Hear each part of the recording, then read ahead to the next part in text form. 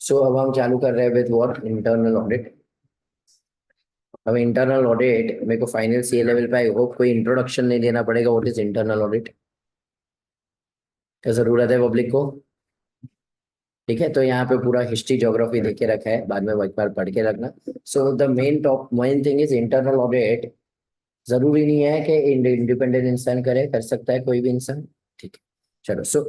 Internal audit क्या है? Internal audit provides independent assurance on the effectiveness of and to enhance governance and achieve organizational object. Now I want you to understand कि यहाँ पे है ना, हम effectiveness of controls के बारे में बात करते हैं। अब कैसा हो गया ना, इंटरनल ऑडिट तुम आजकल जो आर्टिकलशिप में करते हो ना, उसमें मेजर कंपोनेंट तुम्हारा क्या हो गया पता है? फाइनेंशियल ऑडिट वाला ही था। मतलब कोई है यहाँ पे से कौन है? तू है ना इंटरनल ऑडिट। तो तुम इंटरनल कंट्रोल्स को छोड़ के कितना ज्यादा टाइम तुम फाइनेंशियल ऑडिट के ऊपर ही ज्यादा लगते हो? क्या नहीं लगता? मतलब क्या?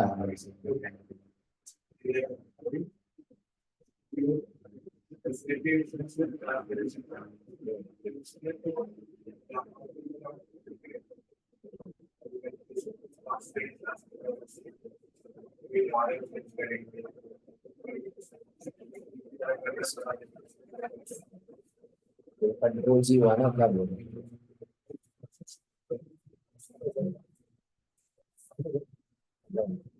बहुत गर्म बन गया।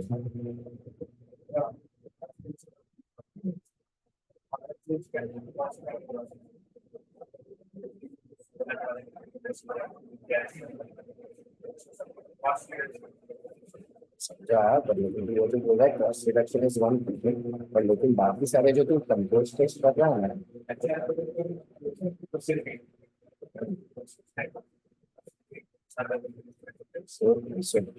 when we talk about controls, ये सारे controls are not only financial reporting control.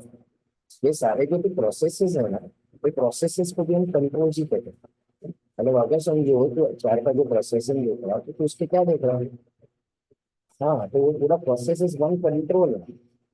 तो वहां पे ऐसा नहीं होता है कि तू सिर्फ करना चाहता है। तो that is what I am trying to say कि हम जब इंटरनल ऑडिट करते हैं, हमारा ज्यादा ध्यान किसके ऊपर होता है? कंट्रोल्स के ऊपर। हमारा ज्यादा ध्यान जो फाइनेंशियल ऑडिट होता है ना, उसके ऊपर नहीं होता है। मतलब lot of times for example lot of firms जो इंटरनल ऑडिट करती है, तो वो लोग दोनों टाइप की सर्विसेज देते हैं। एक जो ये बोल रहा है कंट्रोल्स वाली, और एक जो होता है जो वहाँ पे क्या होता है, वापस पूरे फाइनेंशियल ऑडिट भी होती है। तो दो असाइनमेंट के लिए दो अलग अलग पैसा चार्ज करते हैं। मतलब अगर फॉर एग्जाम्पल मेरे को बोला गया है कि मेरे को सिर्फ कंट्रोल्स टेस्ट करने हैं तो अलग, मेरे को उनका कंट्रोल्स के साथ साथ उनके फाइनेंशियल स्टेटमेंट्स को भी चेक करना है तो उसको क्या होगा, उसके लिए भी मैं क्या करूंगा, अलग से चार्ज। तो it will be part of my internal audit assignment. But लेकिन वो मेरा स्कोप वहां पे क्या किया जाएगा, डिस्कस। पर लेकिन मेन पार्ट इंटरनल ऑडिटर का क्या है? कंट्रोल्स टेस्ट करना। क्या टेस्ट करना? कंट्रोल्स। तो internal audit provides independent assurance on the effectiveness of internal controls in the risk management process to enhance the governance and the organization objectives। फिलहाल ये सबको एप्लीकेबल नहीं है। ये किसको एप्लीकेबल है? याद करो, ये हम लोग पहले भी पढ़ चुके हैं कारों में। किसको एप्लीकेबल है? स्टेट कंपनी को, पब्लिक कंपनी, प्राइवेट कंपनी। याद करो, पब्लिक कंपनी में हमारा क्या होता था, कैसे क्या बोलते थे अपन? Double profit before tax. याद है क्या ऐसा कुछ? ठीक है, डिपॉजिट कितना लिखते थे? 25। उसका हर एक का डबल कर दे जाओ, 25 का डबल 50, 50 का डबल 100, 100 का डबल 200। बोरोइंग कितना होगा? सब प्राइवेट में डिपॉजिट्स और पेरा शेयर कैपिटल नहीं होगा, वहां पे सिर्फ क्या देखो, बी और टी, 100 और 200। देखो यहाँ पे जो डिपॉजिट्स है और बोरोइंग है, ये दोनों को हम देखते हैं एनी टाइम ड्यूरिंग द। मतलब पूरे साल भर में एक बार भी डिपॉजिट्स या बोरोइंग 25 करोड़ या 100 करोड़ से ज्यादा हुई, फिर कम भी हो गई, फिर भी एप्लीकेबल। मतलब मेरी बोरोइंग्स थी 1 करोड़ 20 lakhs, हमने 30 करोड़ को क्या कर दिया repay, फिर भी हमको क्या हो जाएगा, इंटरनल ऑडिट। बाकी सारी चीज में हम कब देखते हैं? ऑन 31st का। पर लेकिन डिपॉजिट्स को और बोरोइंग को हम कब देखते हैं? ठीक है। सो यहाँ पे वो लोगों ने बहुत ज्यादा कंफ्यूजिंग दिया है, उसको एक बार कैंसिल करके इसे बनाने से भी।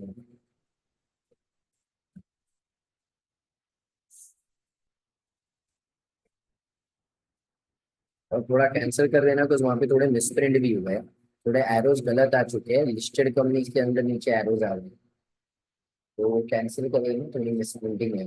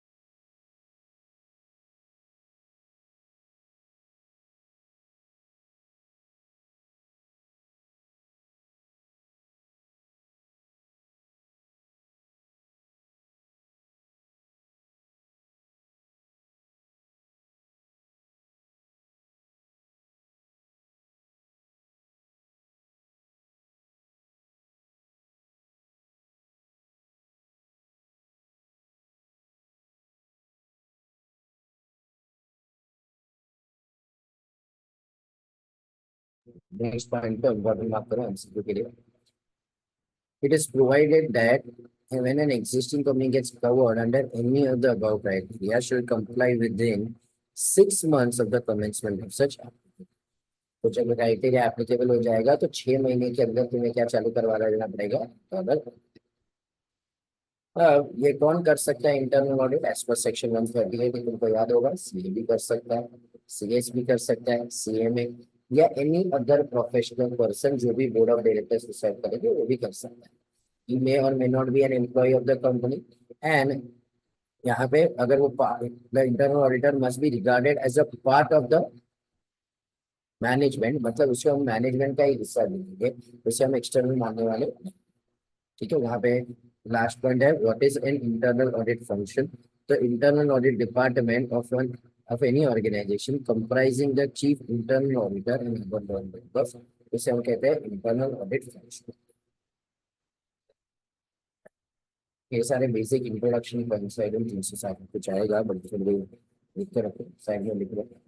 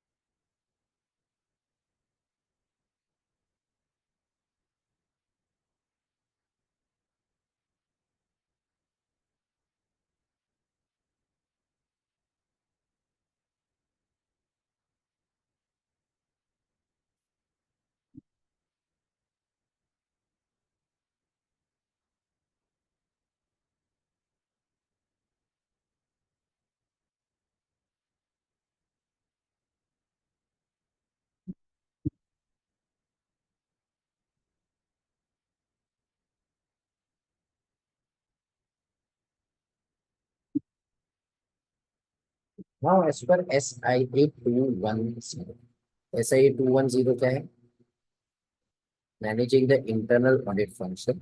The internal audit function performs the following activity to achieve the objectives. अब है ना, इंटरनल ऑडिट जो है ना, इन द प्रीवियस सिलेबस एक छोटा सा पार्ट हुआ करता था, उसमें चैप्टर में नाम क्या था, मैनेजमेंट ऑडिट।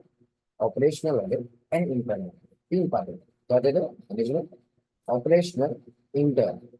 ठीक है, अब मैनेजमेंट ऑडिट मतलब क्या होता था? हम मैनेजमेंट बराबर काम कर रहे हैं कि नहीं, इसको ऑडिट कर।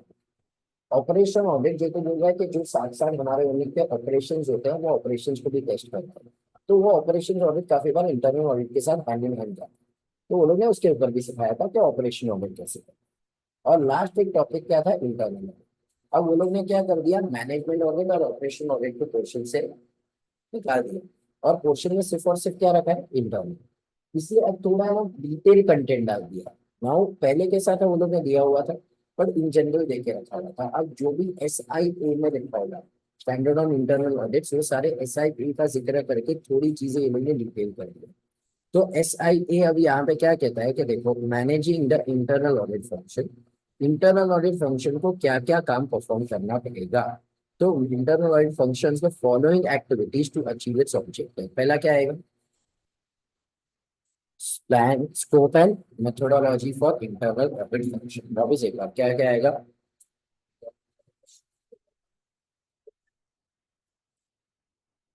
फिर उसके बाद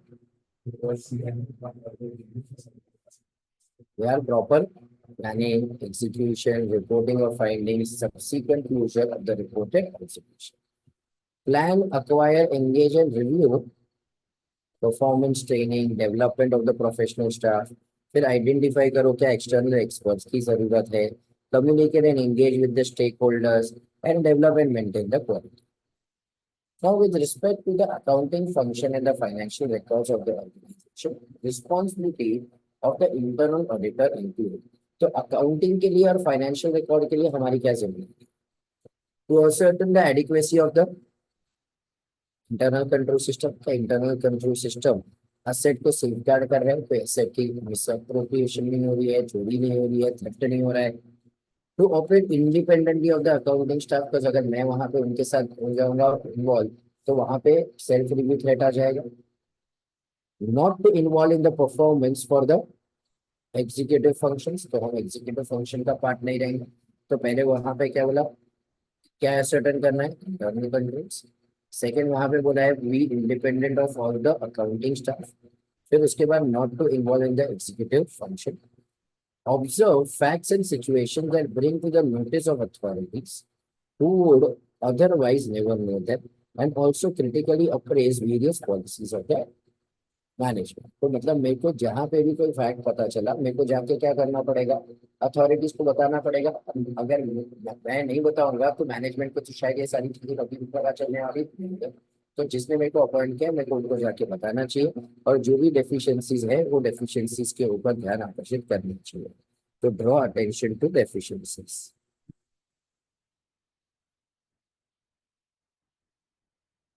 फिर उसके बाद to associate closely with the management. देखो, मेरे को मैनेजमेंट से जितना नजदीक रह सकूं उतना नजदीक रहना पड़ेगा, क्योंकि जब तक मैन अगर समझो मैनेजमेंट कोई प्लान या कुछ भी चेंज करता है, तो I should be aware of those things. अगर मेरे को वो सारी चीजों के बारे में पता नहीं है, तो मैं इंटरनल ऑडिट बराबर से कर पाऊंगा। And I should enjoy independent status, just so that मेरा काम के ऊपर कहीं पे इफेक्ट ना है। तो I should enjoy independent status. तो अपन ने क्या बोले, 5 पॉइंट्स क्या क्या ध्यान रखने? पहले तो क्या चेक करो? Internal control, independent of the accounting staff, कहीं पे एग्जीक्यूटिव फंक्शन में इन्वॉल्व मत हो। जहाँ पे भी डेफिशिएंसीज है, you draw the attention, closely associate with the management. And उसके बाद क्या रहना चाहिए? Independent students. वापिस एक बार 5 पॉइंट्स रिपीट करोगे? Independent of non involved in the executive function, draw attention to the efficiency, associate closely with the management, and क्या रहना चाहिए? Now, management function is the scope of internal। तो who defines the scope? देखो, company में याद करो, audit committee जैसी कुछ होती है। याद है ऑडिट कमेटी? बहुत तो तुम्हारा है, हाँ? इंटर में, हाँ इंटर में भी ऑडिट में अपन ने 177 किया था। तो अब याद करो 177 में क्या होता था? ऑडिट कमेटी किसको आने के होती थी? Listed company. प्राइवेट को नहीं होती थी। पब्लिक कंपनी में भी लिमिट्स दिया हुआ था, पेड शेयर कैपिटल 10 करोड़ या उससे ज्यादा, बोरोइंग 50 करोड़ या उससे ज्यादा, टर्नओवर 100 करोड़ या उससे ज्यादा। तो उसको एप्लीकेबल होता है। तो अगर कंपनी में ऑडिट कमेटी नहीं है तो इंटरनल ऑडिटर को अपॉइंट करना, उसका स्कोप डिसाइड करने का काम कौन करेगा? बी। और अगर कंपनी में ऑडिट कमेटी है तो ये सारे काम कौन करेगी? Audit committee. तो पढ़ो यहाँ पे से, who defines the periodicity and methodology. ठीक है, तो कंपनीज कवर अंडर सेक्शन, तो ऑडिट कमेटी एप्लीकेबल है तो यस ऑडिट कमेटी, वरना कौन करेगा? बोर्ड। वहां पे management and chief of the internal. Other companies में कौन करेगा? ओनर है, प्रमोटर है, ट्रस्टी है, any one who appoints the internal auditor. ठीक है, वो सारी चीजें मैनेज करेगा। तो जहां पे भी 177 एप्लीकेबल है सिंपल वर्क कौन करेगा? Audit committee. वरना जगह पे जो भी है बोर्ड है या तो जो भी ओनर और सारे लोग हैं, सारे लोग यहाँ पे क्या करेंगे? मैनेज करेंगे।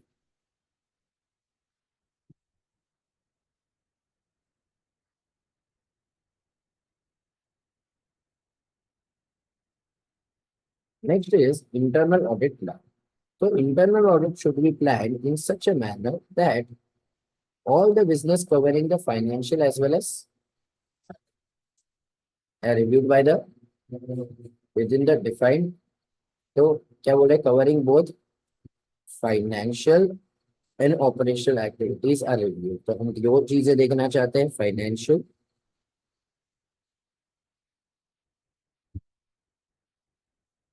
एज वेल एज क्या देखना चाहते हैं हम? Reviewed by the internal audit within the defined times. Also ensuring appropriate consideration is made and adequate balance is ensured to the following. तो यहाँ पे हम लोग किस चीज के ऊपर फोकस करेंगे? Risk underlying the business process. तो कौन से रिस्क, कौन से बिजनेस प्रोसेसेस के अंदर रिस्क? फिर उसके बाद value that the internal audit can provide to the organisation. तो हम क्या वैल्यू ऐड कर सकते हैं? Effort involve in conducting the audit, internal audit for a particular. फिर उसके बाद द रिस्क अपेटाइट कितनी है organisation. And lastly, coverage of all auditable areas within the defined time.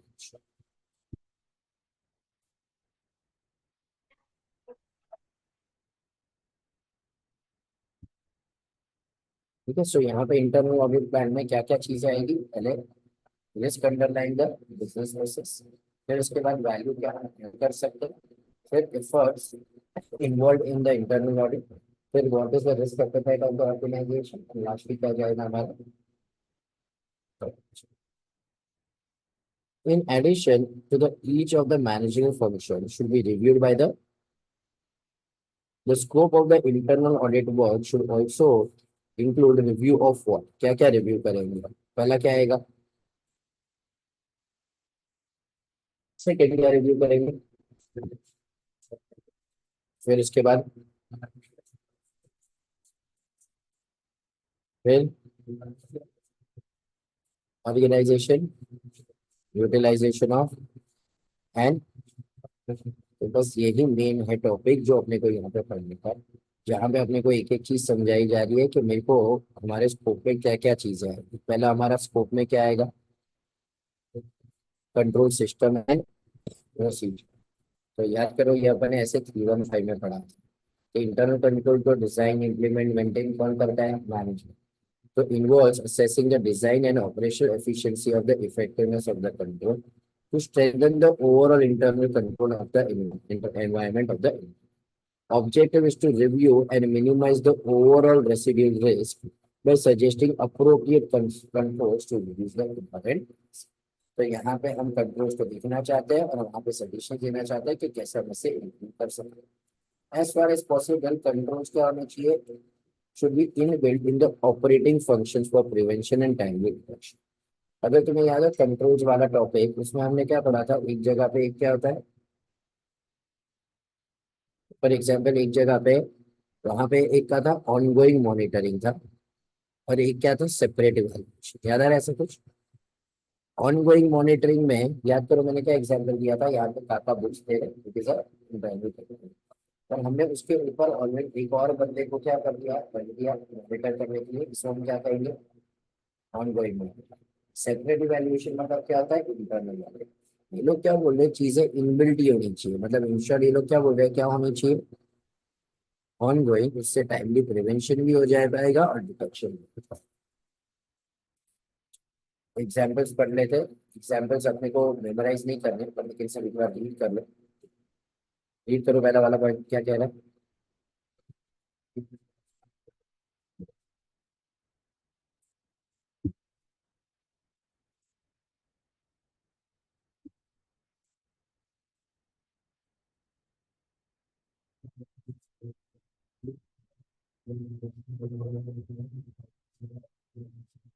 देखो मतलब क्या हो जाएगा, तीनों चीजें मैच करनी चाहिए। फॉर एग्जाम्पल परचेज ऑर्डर था, ठीक है, इनवॉइस भी था, बट गुड्स रिसीव नोट इन। तो क्या होगा पता है, शायद हमें पता चल जाएगा कि हमारा जो परचेज ऑफिसर है वो सामने वाले वेंडर के साथ मिलकर फ्रॉड कर रहा है, वो ओवर इनवॉइसिंग कर रहा है। कैसे पता चलेगा, ऑर्डर रेज किया, इनवॉइस आया पर गुड्स तो आया ही नहीं। अरे गुड्स आया होगा तो हमारे वेयरहाउस कीपर ने क्या दिया रहेगा, गुड्स रिसीव नहीं। जब तीनों मैच हो रहे हैं तो हमें क्या पता चलेगा, कंट्रोल्स बराबर से चल रहा है। तीनों मैच नहीं हो रहा है तो हमें समझ जाएगा कि बराबर से हो रहा नहीं। ठीक है, नेक्स्ट वाला नीचे पढ़े, द एस्टेब्लिशमेंट ऑफ अ।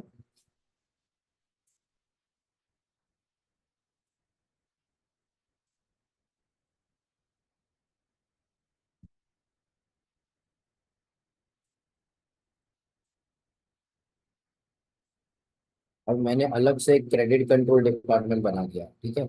अब यहाँ पे बोल रहे हैं कि भाई ये जस्टिफाइड ही नहीं होगा, अगर समझो मैं इसको क्या कर सकता हूँ, मेरे सिस्टम के अंदर ही बिल्डिंग कर सकता हूँ, अकाउंटिंग एंड सेल्स सिस्टम। तो जहाँ पे जो छोटे छोटे ऑर्गेनाइजेशन है उनको अफोर्ड नहीं होगा ना पूरा क्रेडिट कंट्रोल सिस्टम अलग से, तो यहाँ पे नहीं देख लेंगे तो कैसे बिल्डिंग कर सकता है। फॉर एग्जाम्पल जो कस्टमर्स है जो डिफॉल्ट किए जा रहे हैं, जो हम लोग को हर 3 महीने के अंदर पेमेंट नहीं कर रहे हैं, उसको हम सेल्स करना क्या कर देंगे बंद, या तो उसको हम लोग जो क्रेडिट पीरियड देते हैं कम दे देंगे, या तो हम उसको डिस्काउंट कम ऑफर करेंगे, या तो हम उसको बोलेंगे भाई तू कैश ऑन डिलीवरी दे फिर भी तेरे को गुड्स देंगे। एक्स वाई जेड चीज है, अब इसको इनबिल्ड कर दोगे तो इजी हो जाएगा। और अलग से क्रेडिट कंट्रोल डिपार्टमेंट एस्टेब्लिश करोगे तो एक्सपेंसिव हो जाएगा। ठीक है, बट लेकिन this examples are just to be read, not necessary. Next, internal control system should be reviewed considering the limitation of controls. ठीक है, cost benefit comparison, human errors, collusion and abuse by the power processes। तो याद करो कल के lecture में, परसों के लेक्चर में भी अपन ने पढ़ा था, तो इसके थोड़े कंट्रोल्स के, इंटरनल कंट्रोल्स को भी लिमिटेशन होता है कि इंटरनल कंट्रोल्स है, इसका मतलब ये थोड़ी हम एब्सोल्यूट एश्योरेंस ले सकते हैं। ठीक है, बस इनहेरेंट रिस्क तो है। दूसरा, वहां पे लोगों में कंफ्यूजन हो सकता है, मेरी अगर याद करो, यहाँ पे तुमने काका को रिश्वत दे दी तो कंफ्यूजन है, तो कंट्रोल कुछ काम लगने वाले नहीं है। Lack of understanding the purpose, काका का समझे ही नहीं कि भाई ये कंट्रोल क्यों है। तुम बोला बुक लेके जाओ, बाहर जाते जाते मेरे को खुद लेके जाना, रिसीव में लिख दूंगा। तो जब कंट्रोल पर्पस ही नहीं समझा, क्या कंट्रोल सही से चलेंगे क्या। फिर cost benefit analysis, for example याद करो मैंने लास्ट टाइम तुम्हें कैलकुलेशन बताया था अटेंडेंस वाले के लिए, कि अगर समझो जेकेएससी में अटेंडेंस के लिए रिकॉर्ड रखने के लिए हर एक रूम के ऊपर हमको क्या रखना पड़ा, एक काका खड़े रखने पड़े। तो आपको हम लोग ने कैलकुलेट किया था अराउंड 8 करोड़ 40 लाख का खर्चा आ रहा था इसके पीछे, सिर्फ ये अटेंडेंस के प्रोसेस के पीछे। पर लेकिन हमने सोचा कि मेरे रैंक शो जैसे ही 10 लोग बैठ भी जाएंगे तो कितने का लॉस होगा, 10। उसके ऊपर हम 8 करोड़ 40 लाख का खर्चा करके क्या कोई कंट्रोल एस्टैब्लिश कर सकते हैं क्या। ओके, कल्यूजन का ये लोग ने दूसरा एग्जाम्पल दिया, collusion of payment authorizer or payment maker to pay related party, those shall with governance themselves overriding the internal control with modified intention। ठीक है, तो वहां पे पेमेंट ऑथराइजर पेमेंट मेकर दोनों सेम है, तो वहां पे कन्फ्यूजन होने के चांसेस है। It should be seen that whether the internal controls were in use throughout the period। देखो है ना, हमें कंट्रोल्स के ऊपर भरोसा थ्रू आउट द पीरियड रखते हैं, अनटिल अनलेस वो control at a point of time use होगा, समझो इन्वेंट्री काउंटिंग बराबर से हो रही है कि नहीं, ये चीज को हम कब देखते हैं, 31st मार्च को। पर बाकी के सारे कंट्रोल्स के ऊपर तो हम थ्रू आउट द ईयर भरोसा रखते हैं, तो हमें देखना पड़ेगा कि control were operating throughout the period. So यहाँ पे पहले वाले पॉइंट के अंदर अपन ने क्या पढ़ा, कि हमें क्या देखना चाहिए, design and operating effectiveness, and वो क्या होनी चाहिए, इनबिल्ट होनी चाहिए। इसके बाद उसके अंदर थर्ड पॉइंट, इसके लिमिटेशंस भी है। ठीक है, कि पोल्यूशन और एरर्स और सारी चीजें हो सकती है। हमें देखना चाहिए कि भाई यहाँ पे इसको कितने पीरियड तक ये कंट्रोल लगा सकते हैं। तो यहाँ पे पहले वाले पॉइंट के अंदर, पहला वाला पॉइंट क्या था हमारा, review of the internal control system and procedure के अंदर कितने पॉइंट आएंगे, चार। पहले हमें देखना है कि सही से चल रहा है कि नहीं, डिजाइन एंड ऑपरेशन एफिशिएंसी है कि नहीं। फिर उसके बाद उसी को बिल्डिंग में ही रख कर देना चाहिए, ठीक है, अलग से सेपरेट नहीं रखना चाहिए। थर्ड, उसके लिमिटेशन है वो कंसिडर करो। और चौथा, वहां पे देखो कि पूरे पीरियड में वो कंट्रोल चल रहा था कि नहीं। Review of custodianship and safeguarding of assets. तो अब ये सारे जो कंट्रोल्स हैं, हम किसके बारे में बात कर रहे हैं अभी, असेट्स के ऊपर। सबसे पहले verifying the existence of the assets. याद करो, हम हमेशा एक एग्जांपल लेते हैं, सभी हम लोग ने ईवी ट्रक लिया था। वो ईवी ट्रक कितने का था, 12 लाख रुपीज का। एस्टिमेटेड यूजफुल लाइफ 10 ईयर्स का। हम लोग ने वहां पे बोला स्क्रैप वैल्यू 2 लाख रुपीज है। तो हम लोग ने डिप्रिसिएशन चार्ज किया 12 लाख माइनस 2 डिवाइड बाई 10 करके वन। हमने 7 ईयर्स तक यूज किया। 7 ईयर्स तक यूज करने के बाद वहां पे 7 ईयर्स तक हम लोग ने यूज किया, उसके बाद में वहां पे हमें समझ गया कि भाई ये ट्रक चल रहा नहीं, इसकी बैटरी बिगड़ गई। तो हमने सोचा कि बैटरी रिप्लेस करवानी है। हमारे एम्प्लॉयज को बोला कि बैटरी को रिप्लेस करवा। बट लेकिन वहां पे वो बैटरी रिप्लेस हो पाई क्या, वहां पे वो लोग बोले कि भाई बैटरी 8 लाख रुपए की है, हमारे लिए पॉसिबल नहीं है कि भाई ये बैटरी अभी चेंज करे। वहां पे ड्राइवर बोले कि सर 12 लाख रुपए के ट्रक के ऊपर 8 लाख का खर्चा भी कर सकते हैं। मैंने अपने ट्रक ड्राइवर को बोला ठीक है भाई, तो बेच दो। ट्रक ड्राइवर बोला सर अभी भी कोई खरीदेगा नहीं, जो खरीदेगा उसको भी पता है, अगर बेच दो जो रद्दी का पैसा आएगा तो बेचो। जो 20-25 हजार आया वो आएगा, उससे तुम बाकी कर लेंगे। तो लोग ने 20-25 हजार में बेच के बाकी कर ली। क्या मेरे को बताया क्या, अब मेरे को नहीं बताया, इसलिए हमारे अकाउंट में इसकी कोई एंट्री पास हुई नहीं। इसीलिए अभी भी वो ट्रक हमारे असेट में दिखा। बट मेरे को बताओ क्या असेट एग्जिस्टेंस में है क्या। देखो, ये ट्रक का मैंने एग्जांपल दिया, ये थोड़ा सा may not be possible, but लेकिन अगर हम कोई ऑर्गेनाइजेशन में देखेंगे मल्टीपल एसेट्स में ऐसा होता है। समझो यहाँ पे प्रोजेक्टर है, कोई एसी है, बेंचेस है, बोर्ड है, ये पोडियम है, ये चेयर है, ये सारे हमारे असेट्स हैं।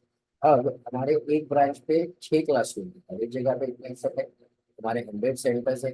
अगर 100 सेंटर्स में अगर टोटल हमारे पास फॉर एग्जाम्पल लेटे से 100 इंटू अगर सिर्फ 5 करें, 500 चेयर्स, और 500 चेयर में से 2-3 चेयर कभी बिगड़ गई, टूट गई, तो उसको निकाल के नहीं खरीद ली गई।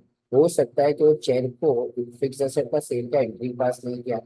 इतनी सारी बेंचेस है, थोड़ी बेंचेस बिगड़ गई, उसको हमने डिस्कार्ड कर दिया, प्रोजेक्टर नहीं चल रहा था तो उसे निकाल दिया। हमारे जो प्रोजेक्टर फ्री में है, ये हमारे लिए फिक्स एसेट है। अगर समझो बाहर स्क्रीन टूट गई थी किसी के साथ, भाई यहाँ पे किसी ने मस्ती मजाक की कि टूट गई, एक्सवाइजेड चीज हुआ, हैंडलिंग में हुआ, हो सकता है ये सब की एंट्री बराबर से ही पास की गई, क्या एसेट एग्जिस्टेंस में है क्या नहीं। तो यहाँ पे वो लोग क्या बोल रहे हैं, क्या करो, वेरीफाई करो controls for existence of assets.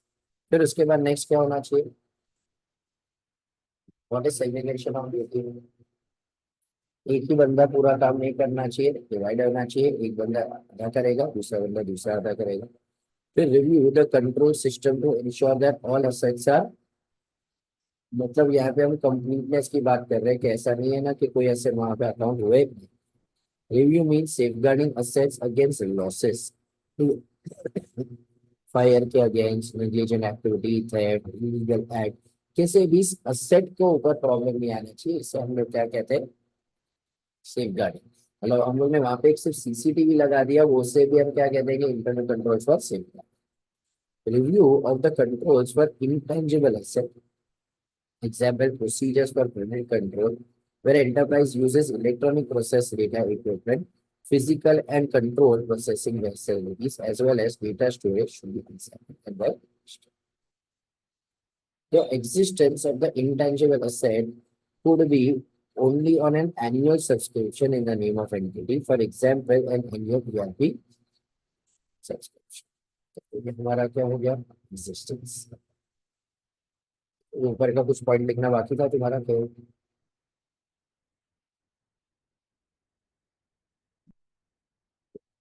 5 minute का एक ब्रेक लेता हूँ, मैं ज्यादा बोल नहीं पाऊंगा, तो let us take a short break of 5 minutes, उसके बाद आगे बढ़ेंगे।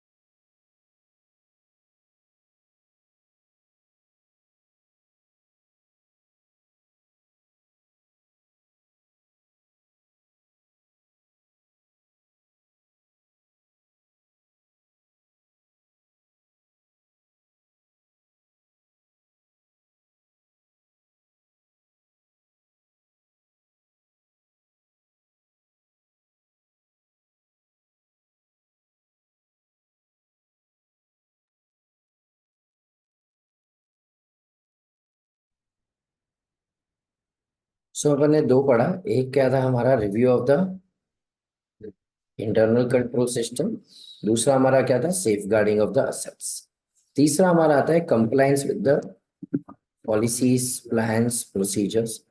तो compliance is necessary with all the relevant plans, policies, procedures. Examine the system of periodical review of the existing policies, whether when there is a change in the method in the nature of operation. तो जहाँ पे भी change है देखो कि वो change के वक्त भी सारी चीजें सही से कंप्लाई हो रही है कि नहीं। इसके लिए हमें क्या करते हैं, कंप्लाइंस टेस्टिंग करते हैं, so that the effectiveness of the systems can be evaluated. फिर कहीं पे वीकनेस है तो उसे हम लोग आइडेंटिफाई करके रिपोर्ट करें। Now review the relevance and reliability of the financial information। ठीक है, तो आईटी सिस्टम भी एक कंपोनेंट है इंटरनल कंट्रोल्स का, तो आईटी सिस्टम को भी हमें रिव्यू करना पड़ेगा। तो review the IT systems to evaluate reliability and integrity of financial and operating information given to management and to external agents such as government bodies, investor, trade organization, etc. Examine the accuracy and reliability of the and operational records, the usefulness of the reports। तो देखो जो IT में से reports निकल रहे हो सही है कि नहीं। Examine whether the report is done by exception, जैसे कि बैंक में हम क्या करते हैं एक्सेप्शन रिपोर्ट। मतलब फॉर एग्जाम्पल समझो एक बोरोवर है, बोरोवर ने अपना वहां पे स्टॉक और स्टॉक को फॉर एग्जाम्पल लेटर से हाइपोथेकेट किया है। उसने स्टॉक हाइपोथेकेट किया है फॉर एग्जाम्पल 2 करोड़ का। उसको बोला गया है 50% मार्जिन रखी जाएगी, तो उसको कितना मिलेगा 1 करोड़। अब अगले महीने उसका स्टॉक कितना हो जाता है 1 करोड़, तो उसका मार्जिन 50% के हिसाब से उसको मिलना कितना चाहिए 50 लाख। और वो ऑलरेडी प्रीवियस वन में कितना विड्रॉ कर चुका है 1 करोड़। तो उसने अपनी सैंक्शन लिमिट को है ना एक्सीड कर दिया। तो अपनी सैंक्शन लिमिट को क्या कर दिया, तो आईटी सिस्टम क्या करेगा ये सबको अपने आप टेस्ट करेगा। अब आईटी सिस्टम में जो बैंक मैनेजर है उसको एवरी मंथ क्या करना पड़ेगा, क्लाइंट का जो स्टॉक स्टेटमेंट है उसको सिर्फ अपडेट करना। जैसे स्टॉक स्टेटमेंट अपडेट किया, आईटी सॉफ्टवेयर अपने आप देख लेगा कि उसने कितना ड्राइंग पावर यूज किया है, एक्सीड किया है कि नहीं किया है। अगर एक्सीड किया है तो वो रेड फ्लैग मार्क हो जाएगा, एक्सेप्शन की तरह क्लासिफाई हो जाएगा। तो यहाँ पे इसे हम कहते हैं एक्सेप्शन रिपोर्ट। तो examine whether the reporting is by exception, that is the reports highlighting the significant distinctive features in case of automated information system। फिर उसके बाद देखो कि वहां पे डेटा इंटीग्रिटी एंड रिलायबिलिटी है, मतलब डेटा लॉस नहीं हो रहा है, डेटा करप्ट नहीं हो रहा है, किसी और के पास वो डेटा जा नहीं रहा है। रिव्यू द ऑर्गेनाइजेशन स्ट्रक्चर, तो review the manner in which the activities of enterprise are group for managerial control. देखो अथॉरिटी और रिस्पॉन्सिबिलिटी है कि अथॉरिटी और रिस्पॉन्सिबिलिटी है। मतलब फॉर एग्जाम्पल लेटर से समझो तुमको कुछ प्रॉब्लम है, समझो प्रणव को प्रॉब्लम है, अगर समझो यहाँ पे प्रणव ऊपर ब्रांच के जो हेड है उनके साथ बात करनी है, so he does not even have the responsibility or the authority। but अगर फॉर एग्जाम्पल अगर उनके पास रिस्पॉन्सिबिलिटी है, he was responsible for everything, और वो बोलता कि नहीं मेरे को सर प्रॉब्लम मतलब यहाँ पे प्रॉब्लम है, तो लेकिन बोला मेरे को किसी और से परमिशन नहीं मिला, तो प्रणव वहाँ पे क्या बोल देता कि if you are responsible you should also have the authority, तो you should also have the. तो वहां पे जो बंदे को रिस्पॉन्सिबल बनाया गया है उस बंदे को क्या देनी चाहिए, अथॉरिटी भी देनी चाहिए, तो ही वो वहां पे चीजें कर पाएगा। तो हमें देखना है कि जिसको रिस्पॉन्सिबिलिटी दी गई है एट द सेम टाइम उसको क्या दी गई है, अथॉरिटी, वरना वो अपने रिस्पॉन्सिबिलिटी कभी फुलफिल कर पाएगा क्या। Next, see that the responsibilities of the managerial staff at the headquarters do not overlap. मतलब वहां पे सेम चीज दो दो बार नहीं की जा रही है, ठीक है, with those of the chief executive officers of the operating units. मतलब वहां पे हमारे हेड ऑफिस वाले लोग भी वो कर रहे हैं और हमारे जो ब्रांच वाले लोग हैं वो भी वो कर रहे हैं। मतलब फॉर एग्जाम्पल जेकेसी के अगर समझो 100 सेंटर्स है, तो यहाँ पे फॉर एग्जाम्पल ऐसा नहीं होना चाहिए कि कोई बैच चालू हो रहा है तो हेड ऑफिस भी उसके लिए सोशल मीडिया के लिए प्रमोशन कर रहा है और ब्रांच वाले लोग भी कर रहे हैं। तो यहाँ पे ओवरलैपिंग चीजें नहीं होनी चाहिए। Examine the reasonableness of the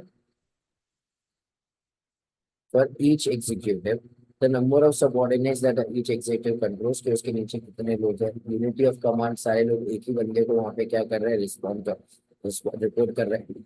evaluate whether there are dual responsibilities, तो हो सकता है काफी लोग एक नहीं दो रिस्पॉन्सिबिलिटीज कर रहे हैं, पर लेकिन वहां पे उसकी पहले स्पेसिफिक प्राइमरी रिस्पॉन्सिबिलिटी फिक्स कर लेनी चाहिए कि तेरे ऊपर दो जिम्मेदारी है तो पहले तेरी कौन सी जिम्मेदारी है। रिव्यू क्या एडिक्वेट सेग्रीगेशन और ड्यूटीज है, एंड जहां जहां पे जरूरत है हम मैनेजमेंट डेवलपमेंट करेंगे और ट्रेनिंग। नेक्स्ट आता है यूटिलाइजेशन ऑफ रिसोर्सेस। रीड करो सब एक साथ। स्टैंडर्ड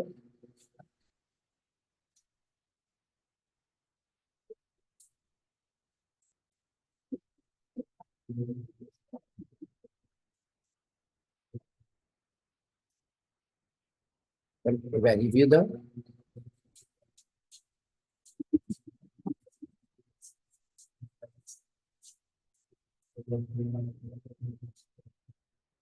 और जहां पे भी अगर समझो एक्चुअल के बीच में और जो लोग का था उसके बीच में अगर समझो डाइवर्जेंस है, तो where there is a wide divergence between the actual performance and the, तो हमें समझनी चाहिए कि भाई वहाँ पे रीजंस क्या है। तो हम लोग ने वहाँ पे स्टैंडर्ड डिसाइड किया, स्टैंडर्ड के सामने हमने एक्चुअल परफॉर्मेंस कंपेयर किया। तो जैसे तुम्हारा स्टैंडर्ड फर्स्टिंग है, हम वैसे ही कर रहे हैं। हम क्राइटेरिया के सामने आई मीन बेंचमार्क के सामने एक्चुअल को कंपेयर कर रहे हैं, और वहाँ पे अगर डिफरेंसेस है तो हम आइडेंटिफाई कर रहे हैं कि रीजंस क्या।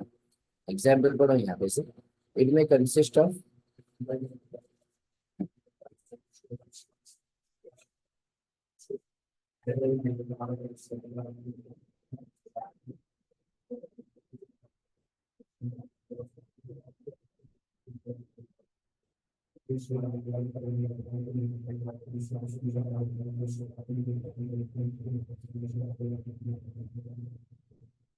नेक्स्ट आएगा review of the accomplishment of the goals. तो हमारे जो भी गोल्स है जो स्टेटेड है आर दे अटेनेबल। ठीक है, तो हमें हमेशा सिखाया जाता है कि हमारे गोल्स कैसे होने चाहिए, स्पेसिफिक होने चाहिए, स्मार्ट होने चाहिए। ठीक है, स्पेसिफिक होने चाहिए, मेजरेबल होने चाहिए, अटेनेबल होने चाहिए। तो बस यहाँ पे वही बोल रहे हैं कि देखो, review the overall objective of the enterprise, evaluate whether they are clearly stated and are examine whether the extent to possible objectives as expressed in a precise both monetary and to facilitate detailed planning to be made for achieving the budgeting forms are an important part of such planning. This will ensure that the plans anticipate the problem. There should be sufficient flexibility in the plans to permit such. तो उसके बाद next क्या आता है हमारा objectivity independence of the internal auditor. तो यहाँ पे ऑडिटर में क्या होनी चाहिए, इंटीग्रिटी होनी चाहिए, ऑब्जेक्टिविटी होनी चाहिए, और वो क्या होना चाहिए, independent. He should be free from any undue influences. He should not only be independent of mind but also appear. मतलब अगर समझो मैं इंडिपेंडेंट बाय माइंड कि भाई मैं कुछ गलत करने वाला नहीं, but if I am not appearing to be independent, क्या लोगों को मेरे रिपोर्ट के ऊपर भरोसा होगा क्या? नहीं। मतलब फॉर एग्जांपल तेजस इंडिपेंडेंट है बाय माइंड, वो बोला कि भाई देखो मैं पूरी शिद्दत से ऑडिट करूंगा, ठीक है, मैं कुछ गलत काम करने वाला नहीं। बट लेकिन जिस कंपनी का वो ऑडिट कर रहा है उसी ओनर की बेटी के साथ भाई वो हर संडे को कॉफी पीने जाता है, ठीक है, मस्त वाइट शर्ट पहन के रोज उसको मिलने जाता है, और मेरे को बताओ is he appearing to be independent? तो यहाँ पे भले वो बोल रहा है कि सर मैं शिद्दत से ऑडिट करूंगा, भाई मेरी गर्लफ्रेंड आएगी जाएगी, सीए की डिग्री के साथ कंपेयर कर सकता नहीं, इनमें भी independent by mind, but is he appearing to be independent? तो दोनों होना चाहिए। फिर इंटीग्रिटी मतलब ऑनेस्ट होना चाहिए, ट्रुथफुल होना चाहिए। Audit, internal audit should be conducted with highest objective manner. ठीक है, तो यहाँ पे वहां कोई भी सब्जेक्टिविटी नहीं आनी चाहिए, अनबाइस्ड नहीं होना चाहिए। ये बेसिक्स है सारे जो हम नॉर्मल ऑडिट के बात करते हैं। Qualities of an internal auditor. तुमको है ना यहाँ पे कुछ भी याद ना है ना, तो क्या करने का पता है, इंटर और फाइनल से के जितने भी सब्जेक्ट्स है वो सारे सब्जेक्ट्स में तुमको एक्सपर्टीज होनी चाहिए। सारे सब्जेक्ट्स का नाम दिमाग में रख के वहां पे लिख लो। तो देखो यहाँ पे to perform his duties is required to have a good knowledge of the subject matter and the underlying information system and software. सब स्पेशलाइज नॉलेज कौन से एरिया में होना चाहिए, पढ़ो वहां पे। स्पेशल सब रीड करो, स्पेशल।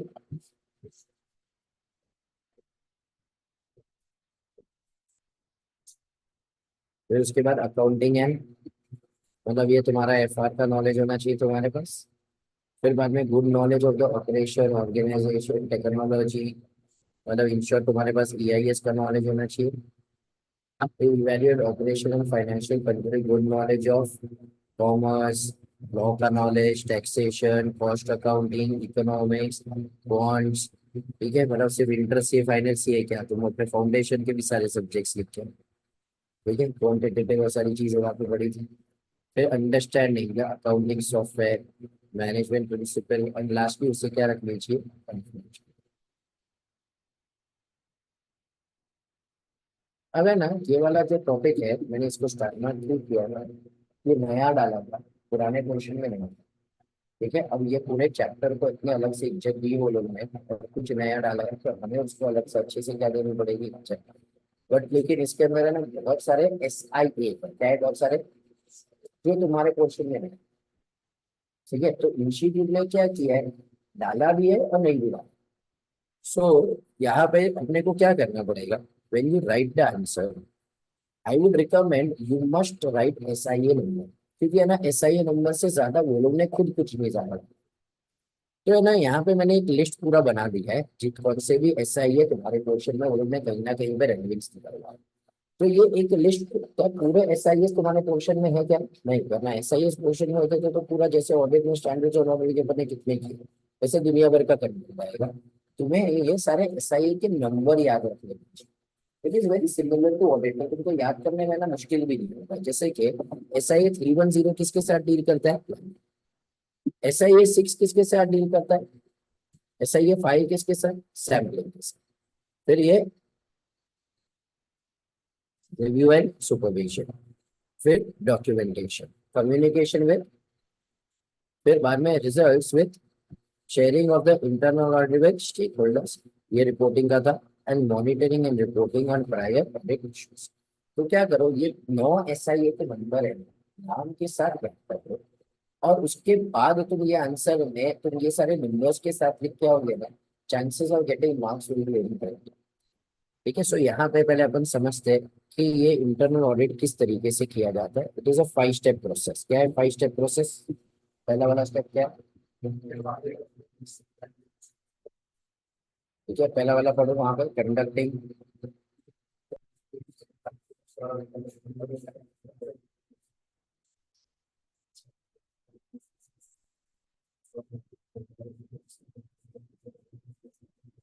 ठीक है। सो उनके विजन मिशन एक्सपेक्टेशन समझो। फिर उसके बाद सेकेंड स्टेप में उनकी जो भी SOPs वो लोग ने बनाई हुई है वो SOPs समझो। फिर उसके बाद उनके जो IT सिस्टम है वो समझो, और देखो क्या उनको कोई लॉज एंड रेगुलेशन है। अगर तुम्हें नॉर्मल अंडरस्टैंडिंग द एंटिटी इन इस एनवायरनमेंट, तो आंसर हमारा होता था रोमन करके, रेलेवेंट इंडस्ट्री क्या है, ऑब्जेक्टिव्स क्या है, measurement of the financial performance क्या है, एप्लीकेशन और selection of accounting policies, nature of it. तो यहाँ पे वो लोग बोल रहे हैं कि पहले देखो कंपनी के बारे में, उनके विजन मिशन और उनके एक्सपेक्टेशन समझो, उनकी जो भी SOPs है, उनके फाइनेंशियल स्टेटमेंट्स हैं उनको समझो, उनकी IT सिस्टम को समझो, एंड लास्टली देखो कौन से लॉस एंड रेगुलेशन है। तो ये हमारा हो गया understanding the entity and it's. Second step में प्लानिंग। तो प्लानिंग में तुमको वहां पे SIA का नंबर लिखना पड़ेगा। तो plan the audit as per SIA internal audit, the scope must be approved by the audit committee and other board of directors। देखो ये एंड तो नहीं होना चाहिए, और होना चाहिए जहाँ पे ऑडिट कमेटी है वहाँ पे कौन अप्रूव करेगा, ऑडिट कमेटी। जहाँ पे ऑडिट कमेटी नहीं है वहाँ पे ये सारी चीजें कौन अप्रूव करेगा, तो हमारा जो भी स्कोप है वो सारी चीजें कौन अप्रूव करेगा, ऑडिट कमेटी। वो नहीं है तो कौन डिसाइड करेगा। Once approved, internal auditor must share the detailed audit plan with the key management personnel and plan in advance the detailed schedule of the internal।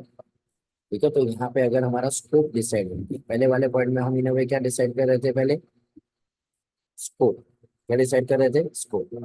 एक बार हम लोग का ये पूरा स्कोप हो गया, तो अब हमें उसको क्या बनाना चाहिए, schedule.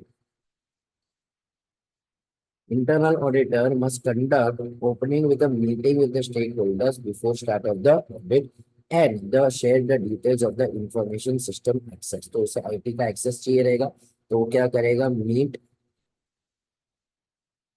Stake holder plus IT access. Detailed work plan must be prepared by the audit managers and with the help of the head of the internal audit and the chief internal. ठीक है, तो वहां पे क्या बनाएंगे, detail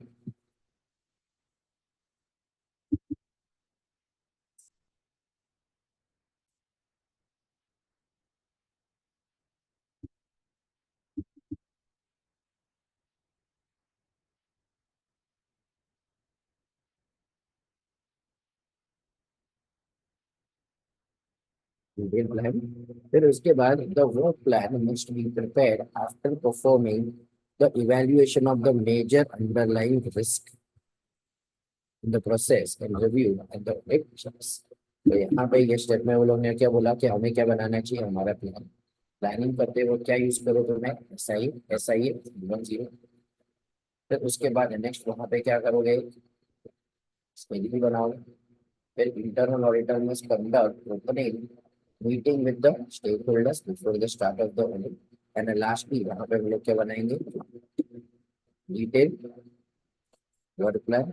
The work plan must be prepared after performing the evaluation of all major underlying risks in the process being reviewed. The flip charts. Next, third step पे हम लोग क्या करेंगे, we will gather the information. So we will obtain the required information and perform checks to ensure correctness and integrity of the information received. Integrity of the information मतलब जो data मिला है बराबर है कि नहीं मिला है। Adequate planning should be done and advance intimation should be made from the interim information. तो मेरे को interim information मिली, उसके basis के ऊपर मैं और आगे चीजें करेंगे। Next, I will perform the audit checks. अब सारे जो हमारे SIAs है वो सारे मेरे को यहाँ पे डालते जाने पड़ेंगे। तो I will perform analytical procedures, ठीक है, SI 6 analytical procedure। फिर whenever the needed हमें क्या करना पड़ेगा, सैम्पलिंग SIA 5। फिर उसके बाद नेक्स्ट वहां पे हम लोग क्या करेंगे, perform as per the audit plan. Internal auditor should collect evidences collect करने एज पर व्हाट SIA 320। फिर इंटरनल ऑडिट को क्या करना चाहिए, वहां पे काम को सुपरवाइज करना चाहिए एज पर SIA 350। और जो भी एविडेंस मिले उसे क्या करना चाहिए, डॉक्यूमेंट एज पर SIA। फिर उसके बाद नेक्स्ट उसके बेसिस के ऊपर उसे क्या बनाना चाहिए, अपना प्लान, अपना रिपोर्ट। अब रिपोर्ट में एक और चीज यहाँ पे आती है, दैट इज मैनेजमेंट एक्शन। पढ़ो एक बार मैनेजमेंट एक्शन प्लान।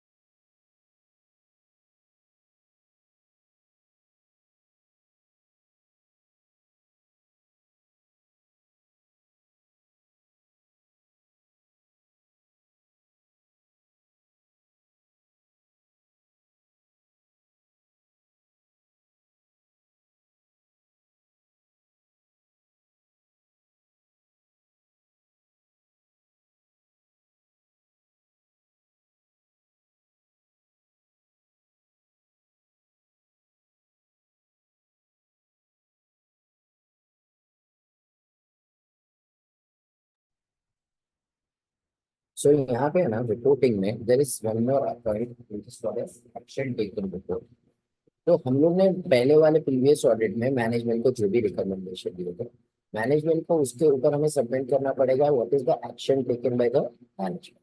और वो हमेशा यहाँ पे हमें रिपोर्ट में ऐड करना पड़ेगा कि प्रीवियस ऑडिट में क्या रिकमेंडेशन थे, what is the action taken by the management. ठीक है, फिर उसके बाद जो भी हमारा एस आई है 370, उसके साथ हमें क्या करना पड़ेगा।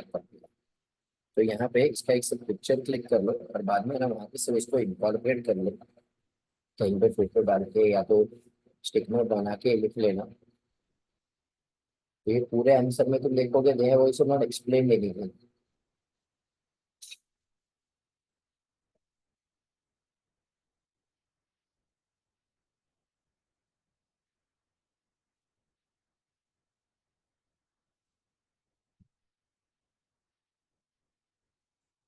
टॉपिक नंबर 6 को स्टार में करो। अब वालों में क्या किया, साइलेंट 370 जो है यहाँ पे reporting results while sharing results of internal audit with stakeholders, उसको इलैबोरेट करके थोड़ा पढ़ेंगे। वापस this is a new topic which was not there in the syllabus, तो इंपॉर्टेंट है, मैं एक्सपेक्ट कर रहा हूँ एग्जाम में आने के चांसेस है। नवंबर 24 इसे एमबीए नोट करो, नवंबर 24 वाले में, बाकी सबका तो एग्जाम का टाइम है।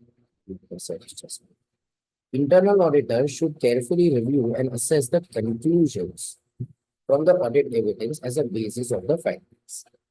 Okay, that's it for you. In case the internal auditor comes across actual or suspected fraud or any other misappropriation of asset, it would be appropriate from him to bring to the immediate attention of the management. तो अगर उसे कहीं पे पता चला कि fraud है, suspected fraud है या कहीं पे मिसअप्रोप्रिएशन हो रहा है, तो उसे तुरंत वहां पे उसे रिपोर्ट करना है। As per S I A 370 reporting दो स्टेजेस में बांटा गया है, area wise reporting and stage 2 is periodic summary. अब स्टेज 1 रिपोर्टिंग में ये लोग क्या कह रहे हैं, at the end of a particular audit assignment internal audit report covering specific area, function or a part of the entity is prepared by the internal auditor, highlighting key observation arising from those assignments. This report is generally issued with the details of the manner in which the assignment was taken. ठीक है, तो यहाँ पे हम report में क्या क्या लिखेंगे, इस तरीके से हम लोग देखिए हमारे फाइंडिंग्स क्या थे from the precision. This report is issued to the auditee with the copy shared with the local and the executive management. तो लॉजिक समझा कि ये क्यों स्टेज 1 रिपोर्ट दिया, तो अगर हमें कुछ लगा रहे कुछ गड़बड़ है, हम अपना पूरा पीरियड खत्म होने दे और उसके बाद रिपोर्ट दे, तो प्रॉब्लम क्या होगा, see we are already aware in the month of June something is going wrong, we are going to give a report may be 3 months later, 6 months later, 6 महीने बाद हम उनको बताए देखो जून में गलती थी, अब वो गलती शायद अब तक चलती आ रही है, तो हमें अभी पता चल गया है तो हमें बेटर है कि वही टाइम पे बता देना चाहिए। इसीलिए 370 बोल रहा है एक area wise stage wise report दो। तुम लोग ने एक पर्टिकुलर फंक्शन एक पर्टिकुलर एरिया का ऑडिट किया हुआ, वो एक पर्टिकुलर एरिया के ऊपर तुम्हें जो भी चीजें मिली उसको तुम वहां पे क्या कर दो, रिपोर्ट दो। ऑन पीरियोडिक बेसिस तुम्हें कंप्रिहेंसिव रिपोर्ट दो। ठीक है, अभी हमको क्वार्टरली बेसिस पे दो, सेमी एनुअली जैसे भी हमने डिस्कस किया रहेगा, वैसे तुम हम क्वार्टरली बेसिस पे, पहले तुमने मेरे को एरिया वाइज दिया हुआ था, अब तो एरिया वाइज सारी चीजों को कंपाइल करके मेरे को एक साथ क्या दे दिया अभी, quarterly. On periodic basis, at the close of a planned period, a comprehensive report of all internal audit activities covering the entity and the plan is prepared by the chief internal auditor. Such reporting is normally done on quarterly basis and submitted to the highest governing authority responsible for internal.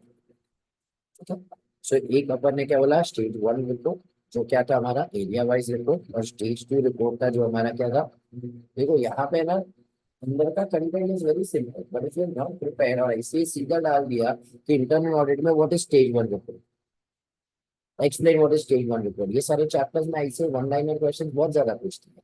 और अगर May 24 का paper देखोगे, ऐसे बहुत ज्यादा क्या बोलती है, हम केस स्टडी पूछेंगे, केस स्टडी पूछेंगे। May 24 के पेपर में फाइनल में तो वो लोग ने तो भी कम किया, पर इंटर के पेपर देखोगे ना ज्यादा करके वन लाइनर क्वेश्चन। अगर केस स्टडी भी थे फाइनल में भी, अगर केस स्टडी थे एट द एंड लास्ट में क्वेश्चन आ गया, ठीक है, तो उसके वजह से तुम सीधा वो क्वेश्चन के बेसिस के ऊपर सीधा आंसर दे सकते हो, केस स्टडी से पैकिंग मटेरियल के नहीं देगा। तो ऐसे अब तक जो बोल रहा था ना केस स्टडी बेसिस पूछेंगे, वो थोड़ा थोड़ा मेरे को उल्टा कम लगा, तो ऐसे जो वन लाइनर क्वेश्चन है ना, वो सबसे ज्यादा स्टूडेंट को पिन पॉइंट करते हैं, क्योंकि जब तुम्हें एप्लीकेशन करना होता है, ठीक है, एक केस स्टडी बना के दिया है, पता है ये प्रॉब्लम है, बताओ क्या करोगे, तुम्हें जितना ऑडिट आता है लेक्चर का या तुम्हारे प्रैक्टिकल लाइफ का, तुम वो सारे बेसिस के पॉइंट ऑफ व्यू से कुछ ना कुछ लिख के आते हो, तुम्हें 1 मार्क 2 मार्क 3 मार्क आ जाते हैं 5 में से। पर लेकिन जब तुमको सीधा वन लाइनर क्वेश्चन पूछ लिया गया तो बताओ स्टेज 1 रिपोर्ट के अंदर क्या डालोगे। अब तेरे को कुछ केस स्टडी या वेस्ट स्टडी कुछ पूछा ही नहीं है, तो अपना कुछ खुद नहीं फ्रेम कर सकता, तो फिर इन दैट केस बैंड बजेगी। तो थोड़ा मेरे को ऐसा ट्रेंड लग रहा है कि शायद अब आईसीए इसको पॉइंट ऑफ व्यू से वन लाइनर ज्यादा पूछा है। Last line of the periodic report says some part of the internal audit report will form part of the, so ये वही है ना, ऊपर जो था वही है ये, ठीक है, इसको नीचे को बोलोगे सिर्फ वापस रिपीट किया है, some part of the opposition internal report will form part of the quarterly report shared with the audit committee। तो यहाँ पे हम लोग ये सब जो रिपोर्ट बना रहे हैं उसको क्वार्टरली बेसिस के ऊपर ऑडिट कमेटी के साथ शेयर करेंगे, तो ये वही है, अलग से कुछ नहीं है, just it is repetition. Next, marker MCQ name. This standard on audit SIA deals with internal auditor's responsibility to issue only the, मतलब क्या कहना चाहता है ईमान, हमारा जो SI है ना, कौन सा SI standard deals with internal auditor's responsibility to issue only, तो SIA 370 से स्टेज 1 पे लग रहा है, SIA 370 स्टेज 2 पे पेपर लग रहा, ठीक है, तो इसको इम्पोर्टेंट मार्क करके रखो।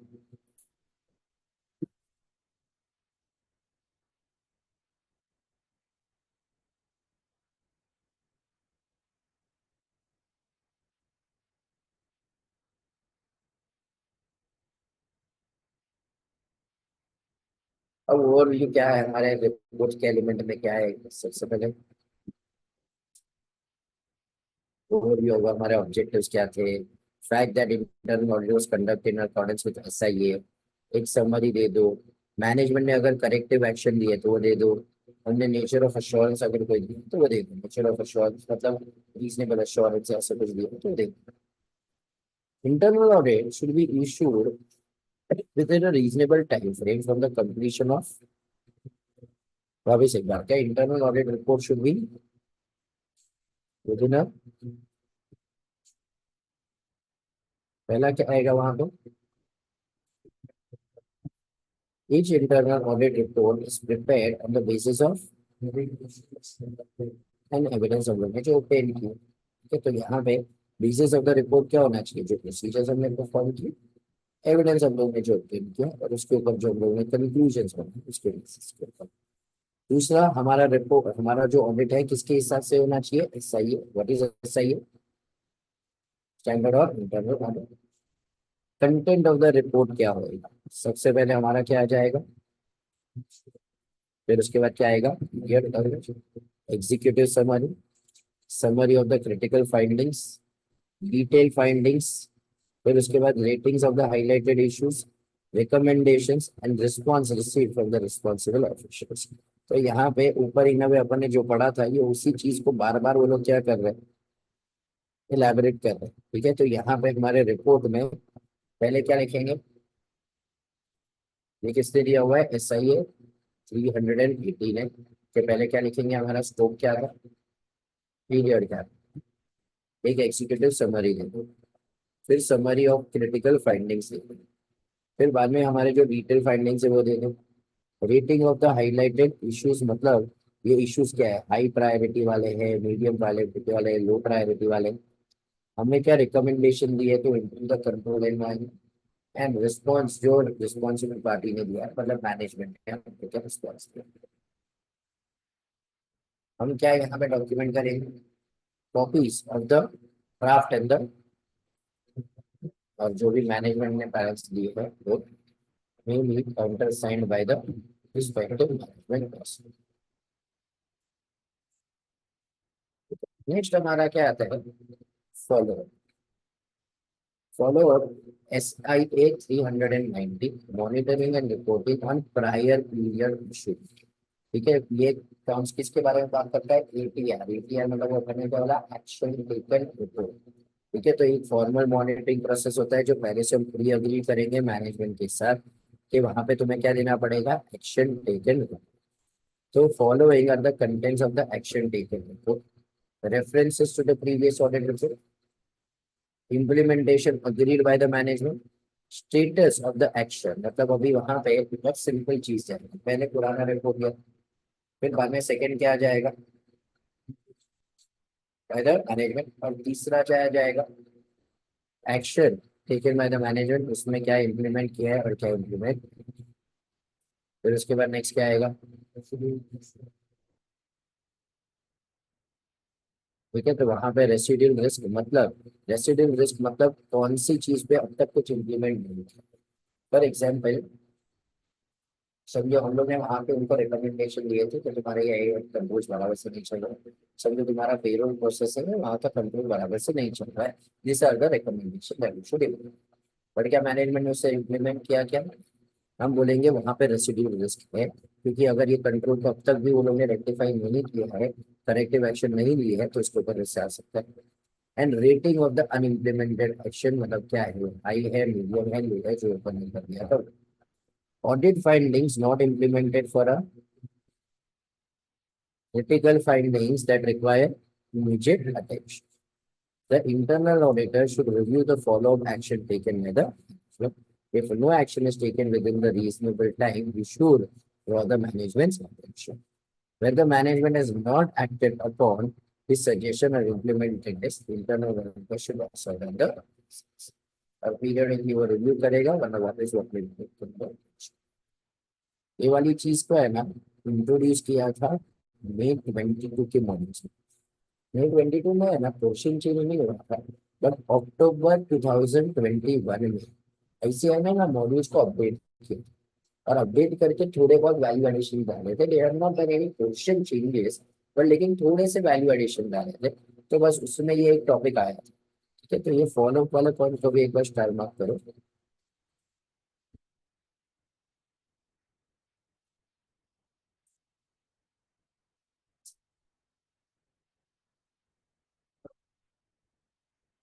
अब internal audit, relationship between internal auditor and external auditor. तो यहाँ पे there is a lot of overlap between the internal auditor as well as the, ठीक है, दोनों में बहुत सारी चीजें क्या है? Common. The work done by the internal auditor has an impact in bearing on the work of the statutory auditor, क्योंकि हमेशा स्टैट्यूटरी ऑडिटर रिलाई करता है इंटरनल ऑडिटर के वर्क के ऊपर, एटलीस्ट ये देखने के लिए कि इंटरनल कंट्रोल बराबर से चल रहा है कि नहीं चल रहा। इनफैक्ट अभी तो स्टैट्यूटरी रिक्वायरमेंट भी आगे पॉइंट नंबर 3 पढ़ो, ऑब्लिगेटरी हो गया हमारे लिए कारों में कि हमें इंटरनल ऑडिटर का क्या करना पड़ेगा? रिपोर्ट पढ़ना पड़ेगा।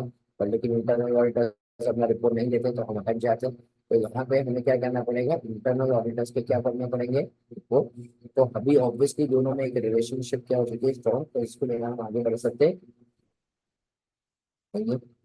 The extent of independence exhibited by the internal auditor in discharging his duties and his status are important functions for determining the effectiveness of his work. देखो अब ये वाले पॉइंट हमारे लिए रेलेवेंट क्यों नहीं है एग्जाम पॉइंट ऑफ व्यू। अब इंटरनल ऑडिटर इंडिपेंडेंट है कि नहीं है, सब कुछ हम कहाँ पे देखते हैं बताओ? याद करो SS 610 using the work of internal auditor. याद है, मैं चेक करता हूँ कि जिस बंदे ने काम किया है वो कॉम्पिटेंट था कि नहीं, केपेबल था कि नहीं, उसकी ऑब्जेक्टिविटी थी कि नहीं। तो यहाँ पे हम लोग देखेंगे, तो अगर मैं एज एन एक्सटर्नल ऑडिटर उसका काम यूज करूंगा तो मेरे को देखना पड़ेगा कि वो इंडिपेंडेंट है। External auditor, as a part of his audit, evaluate the internal audit function to the extent he considers that it will be relevant in determining the NDE of his compliance। तो वहां पे वो internal audit function को evaluate करेगा और फिर decide करेगा कि वो कितनी एंट्री, जैसे लगेगा इंटरनल ऑडिट फंक्शन रिलायबल है तो उसकी एंट्री क्या हो जाएगी। Important area aspects to be considered for evaluation internal audit function पहले मैं देखूंगा ऑर्गेनाइजेशन स्टेटस। अब ये सब कुछ है ना 610 में पढ़ा हुआ है, बट लेकिन फिर भी अपन इसके बारे इसको यहाँ से थोड़ी चीजें देखते हैं। ऑर्गेनाइजेशन स्टेटस मतलब वो इंटरनल ऑडिटर हमारे एंटिटी का अंदर का कोई बंदा है क्या आउटसाइड एजेंसी। मतलब फॉर एग्जाम्पल कंपनी ने समझो पीडब्ल्यूसी को अपॉइंट कर दिया है इंटरनल, या महाजन है, महाजन को महाजन, महाजन ठीक है, for example Mahajan Mahajan and hydra को फॉर एग्जाम्पल लेटर से अपॉइंट कर दिया। तो लेटर से एक आउटसाइड एजेंसी को अपॉइंट कर दिया। अब यहाँ पे वो इंटरनल है कि आउटसाइड एजेंसी है, आउटसाइड है तो वो लोग इंडिपेंडेंट। तो इंटरनल और एक्सटर्नल ऑडिटर को उसके ऊपर रिलायबिलिटी क्या हो जाएगी सारी। बट अगर इंटरनल ऑडिट फंक्शन एक इंटरनल टीम में बाहर वाली एजेंसी में तो शायद भरोसा क्या हो जाएगा। वो लोग को स्कोप कितना दिया है, अगर उसका स्कोप के ऊपर बहुत रिस्ट्रिक्शन है ना तो भाई मैं उसका काम ज्यादा यूज कर सकता हूँ। फिर उसके बाद उसका टेक्निकल कॉम्पिटेंस कितना है उस पर्टिकुलर एरिया में, क्या उसने भी प्रोफेशनल केयर के हिसाब से काम किया, ठीक है। अब इंटरनल ऑडिट और एक्सटर्नल ऑडिट एफआईडीसी वाले को सिखाते थे, मतलब इंटर सीए वाले को सिखाते थे कि क्या डिफरेंस होता है। चलो बताओ इंटरनल ऑडिट कौन करता है, एक्सटर्नल ऑडिटर कौन करेगा, बाहर वाला। यहाँ पे एग्जामिनेशन किसकी होगी, इंटरनल कंट्रोल्स, यहाँ पे फाइनेंशियल। यहाँ पे अपॉइंट कौन करता है ऑडिट में, बस। और वहाँ पे कौन करेगा, ऑडिट कमेटी है। तो इंटरनल ऑडिट में हम रिपोर्ट किसको देंगे, मैनेजमेंट को देंगे एंड स्टैट्यूटरी ऑडिटर को भी देंगे, जब कार होंगे उसको भी तो रिपोर्ट चाहिए। बट ऑडिट में रिपोर्ट किसको जाएगा, सीधा स्टेट में। रिपोर्टिंग इंटरनल ऑडिट में हम रिपोर्टिंग किसके ऊपर देते हैं कि इंटरनल कंट्रोल में कोई वीकनेस है कि, वहां पे हम क्या बताते हैं कि financial statements true and fair के जो हमारा स्टेटस ऑफ द ऑडिटर है। इंटरनल ऑडिटर को भी एक एम्प्लॉय, बट एक्सटर्नल ऑडिटर क्या एम्प्लॉय हो सकता है क्या। फिर उसके बाद ये वाला जो पूरा है उसको वहां पे कैंसिल करके क्या लिखोगे, for SS 610 page 122 for you man. तो मैंने वो पूरी चीजें यहाँ वाली चीजें वहां पे भी कवर कर लिया कि जिसको यहाँ पे पढ़ के सीखना पॉसिबल नहीं था, तो अपन ने 610 पर डिटेल में किया होगा एवरीथिंग। तो यहाँ पे भी थोड़ा डाल के रखा है क्योंकि पब्लिक क्या करता है वो मॉड्यूल के साथ कंपेयर कंपेयर करता है, इसलिए यहाँ पे डाल के रखा है। पर लेकिन अपन ने इसको डिटेल में कहाँ पे पढ़ा, 610 के अंदर बस वहां पे पूरा यही था ना, determining whether in which area to what extent to use the work of internal. तो अगर तुम्हें याद हो, पता है दो तरीके की चीजें थी, या तो मैं उसको डायरेक्ट असिस्टेंस के लिए यूज कर सकता हूँ या तो विदाउट डायरेक्ट असिस्टेंस के लिए यूज कर सकता हूँ। फिर उसके अंदर वापिस ऐसा आता था कि अगर डायरेक्ट असिस्टेंस के लिए मतलब करूंगा तो किस एरिया में करूंगा और किस एक्सटेंट में करूंगा। पहले मैं उसकी ऑब्जेक्टिविटी कॉम्पिटेंस और सब चेक करता था। एक बार 610 रीड करोगे पूरा आधा। तो इसके साथ हमारा इंटरनल ऑडिट वाला टॉपिक भी क्या होता है। अब इंटरनल ऑडिट में है ना, मेरे को ऐसा लग रहा है कि इसमें से एक आध दो क्वेश्चन आएंगे, या तो SS 610 है ना वही इंटरनल ऑडिट के नाम पे पूछा जा सकता है। ठीक है, तो you assume 610 is part of this chapter. ठीक है, बस आईसीआई ने मॉड्यूल में तो वैसे भी कुछ स्टैंडर्ड ढंग से पूरे छापे नहीं। वो लोग तो बोल रहे हैं लास्ट में एक लाइन डाल के वो लोग छूट गए कि रेफर करो इसमें। तो SS 610 should not be ignored in any scenario. एक इस चैप्टर में से वो लोग को एक क्वेश्चन तो पूछना ही पूछना है, तो ये कंटेंट का पूछेंगे या तो फिर किसका पूछेंगे, 610।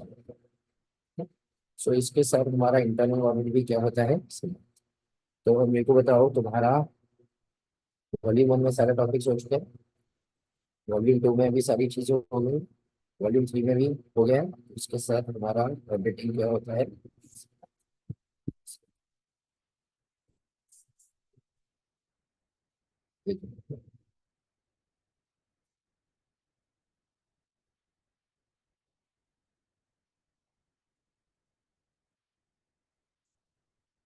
क्या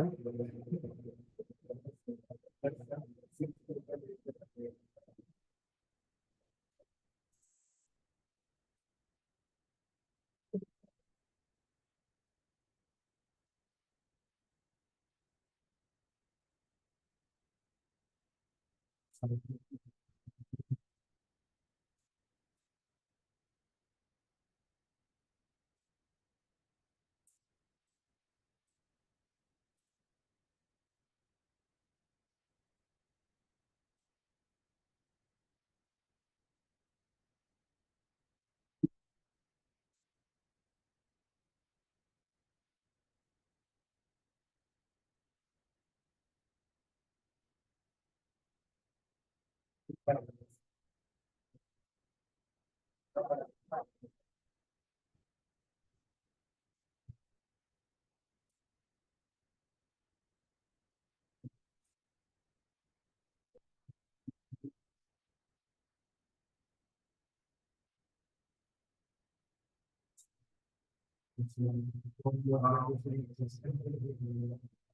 कैसे में दिए तो है तुमको।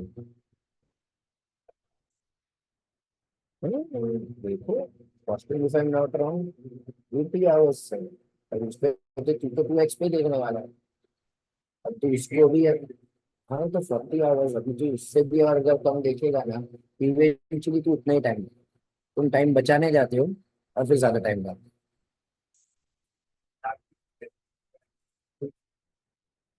हाँ तो तू 40 आवर्स तो कह ही सकते हैं ना 40 आवर्स इज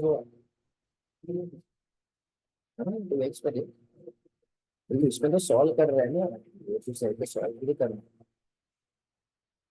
टेस्टिंग जो सिखाया होगा वो एमसीक्यू के पॉइंट ऑफ व्यू से थोड़ी सिक्स वो तो क्लास में तो सॉल्व किया रहेगा।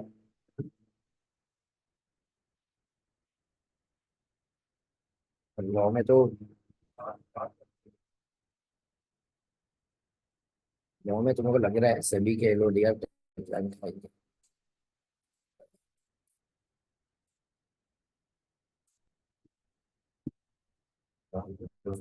चल मैं यहाँ पे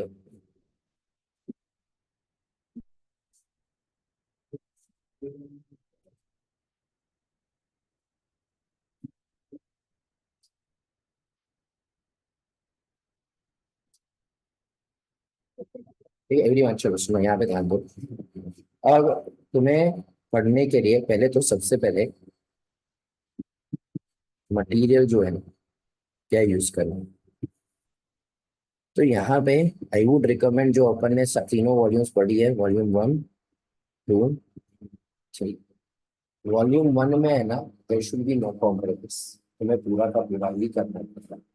वॉल्यूम 3 में प्रोफेशनल एथिक्स नो कॉम्प्रोमाइज तुम्हें पूरा ही करना पड़ेगा। तो जितना उसको कट शॉर्ट करना पॉसिबल था जितना उसको समराइज करना पॉसिबल था जितना अनवांटेड इंफॉर्मेशन निकालना पॉसिबल था वो सब मैंने करके दिखा दिया। क्योंकि वो टॉपिक्स ऐसे हैं जिसके ऊपर हमारे पास पास्ट डेटा बहुत अवेलेबल। स्टैंडर्ड्स ऑन ऑडिटिंग में क्या जीके सर पढ़ा रहे थे तब से standards on auditing have been more और लेस द सेम। तो हमारे पास 20 20 30 30 साल के क्वेश्चन हैं। अब उसके बेसिस के ऊपर कॉन्फिडेंस से बोला जा सकता है कि क्या है क्या नहीं है। और जो पॉइंट्स मैंने एक्स्ट्रा डाले हैं जिसके ऊपर क्वेश्चन नहीं है उसको भी करना है। That is considering that experience के मेरे को लग रहा है उसके ऊपर सवाल आ सकता है। तो मैं सजेस्ट करूंगा वॉल्यूम 1 में कोई कॉम्प्रोमाइज मत करो। मार्केट में कोई भी समरी नोट्स मिलती है ना मत करना। इनफैक्ट मैं खुद पहले के अटेम्प्ट वाले लोगों को समरी नोट्स भी कर रहा हूँ। पर इंस्टीट्यूट का अगर तुम May 22 का पेपर उठा के देखोगे सबकी बैंड बच जाएगी। इंस्टीट्यूट ने ऐसे सवाल पूछे हुए हैं जो तुमने ढंग से प्रोनाउंसमेंट वाली चीज पढ़ी हो ना कोई आंसर दे पाओगे। अगर वो तुमने अपना वॉल्यूम 1 नहीं पढ़ा है जिस स्टूडेंट ने और जो समरी नोट्स पे गया है ना मैं लिखित में दे सकता हूँ।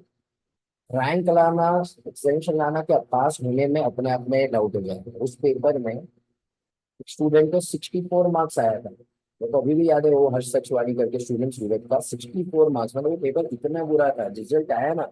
मेरे को डर लग रहा था कि स्टूडेंट का क्या रिजल्ट था। उसने मेरे को मैसेज किया sir thank you so much for teaching audit I score 64। मैं उसको सीधा मैसेज डाला Harsh tell me what is your audit यार।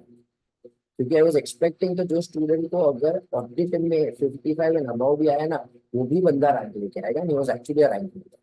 तो वहां पे इतना अलग अलग का पेपर निकाला था कि अगर तुम सिर्फ समरी नोट्स पढ़ के गए ना तुमको स्टार्टिंग में ऐसा लगेगा कि हाँ ये फटाफट हो रहा है जल्दी हो जाएगा। पर लेकिन एक पूरा अटेम्प्ट लग जाएगा। तो don't compromise anything on volume 1। Summarise करके देना कम में पढ़ाना मेरे लिए और आसान हो जाता है। पर अगर इतनी मेहनत की इतने क्वेश्चन डाले लॉजिक नहीं होता तो नहीं था। Don't do that. वॉल्यूम 2 जितना समराइजेशन हो सकता है नोट्स का वो मैंने तुमको ऑलरेडी करके मेरे हैंड रिटन नोट्स दिए। तुम उसको प्रेफर कर सकते हो। इसके ऊपर हमारे पास ज्यादा कुछ है नहीं because May 24 was the first time. We don't know what questions they will ask, what are the suggested they are expecting. तो जितना मैंने हैंड रिटन दिया उतना करोगे वॉल्यूम 3 में जो पॉइंट को आर किया है वो सारी चीज को थोड़ा इग्नोर करके पढ़ना चाहो, थोड़ा फिल्टर करके तो चलेगा। सो वॉल्यूम 1 कम्प्लीटली, वॉल्यूम 2 अपने समय लो सकते क्वेश्चन बैक, और वॉल्यूम 3 के लिए थोड़ी चीज को फिल्टर आउट करोगे तो चलेगा। Now after this, do you need to refer to the RTPs, MTPs, past papers? तो डोंट डू इट, मतलब if you wish to do it तो तुम कब से चालू करोगे? May 24 onwards. ठीक है, May 24 तक के सारी चीजें यहाँ पे इंक्लूडेड है, इंक्लूडिंग November 23। उनको ये बोलते हैं ना January February, तो ये November 23 का भी क्वेश्चन यहाँ पे इंक्लूड करता है। तो May 24 की बाद की चीजें चालू करना। मेरा सजेशन है May 24 and November 24 RTP, everyone must solve in writing and must solve chapter। मतलब तुम्हारा समझो पहला टॉपिक हो गया, अभी जैसे स्टैंडर्ड में तो भाई दुनिया भर के, पर लेकिन लेटर से तुम लोगों ने कोई भी चैप्टर किया, अभी स्टैंडर्ड भी तुम देखोगे चैप्टर वाइज, अगर तुमने रिपोर्टिंग वाला किया चैप्टर 7 में जाके तुम क्या करोगे? जितने भी आरटीपी में क्वेश्चन है ये दोनों अटेम्प्ट के, उसको राइटिंग में सॉल्व करो। देयर इज अ चांस कि तुमने वो क्वेश्चन कभी देखा ही नहीं, but that same chance is there के एग्जाम में भी ऐसे ही सवाल आएंगे जो तुमने कभी लाइक।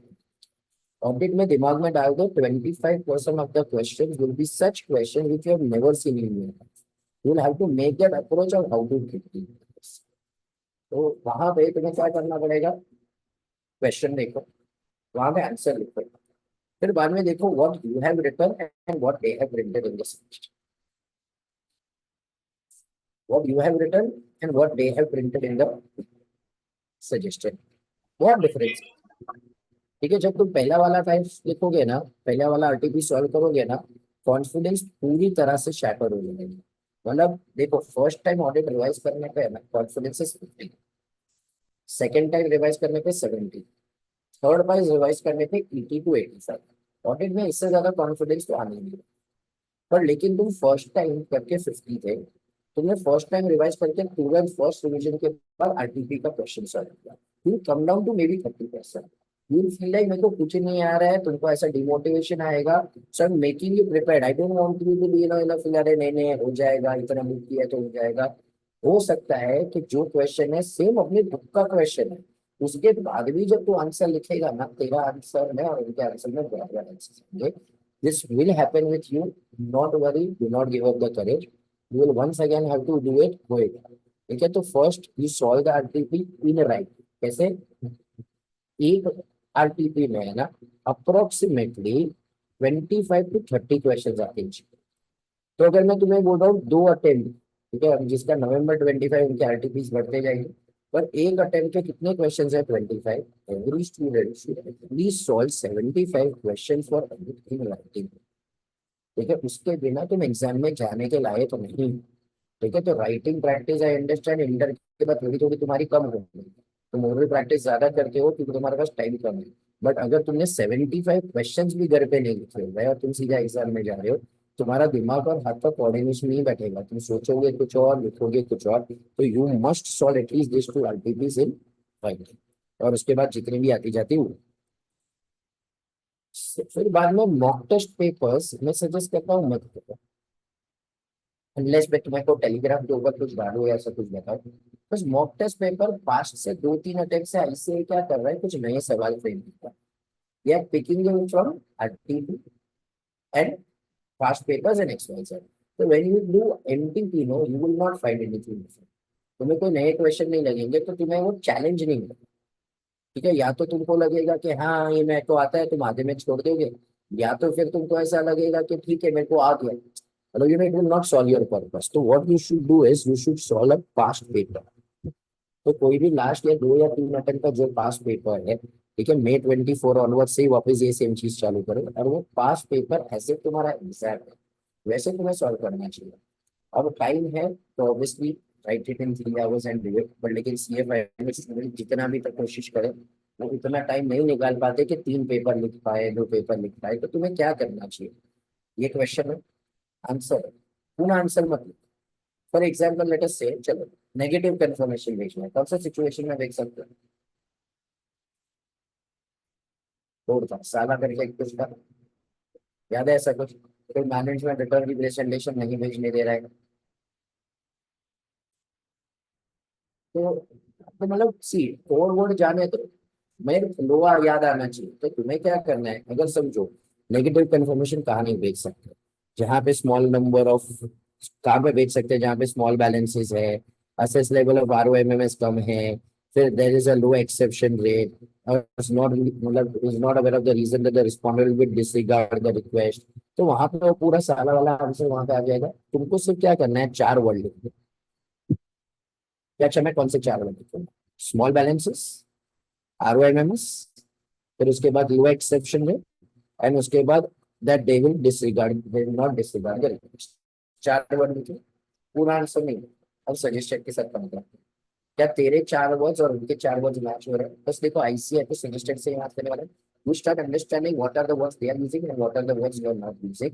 तो तुम नेक्स्ट टाइम से इंप्रूव होते जाओगे। आंसर पढ़ते वक्त भी है ना, तो थोड़ा अलर्ट हो जाए कि देख, मैं ये वर्ड सोच रहा था, इस ऐसे ये सारे वर्ड्स लिख रहा है, मेरे आंसर के आंसर नहीं चाहिए, तुम ये वर्ड्स होने चाहिए।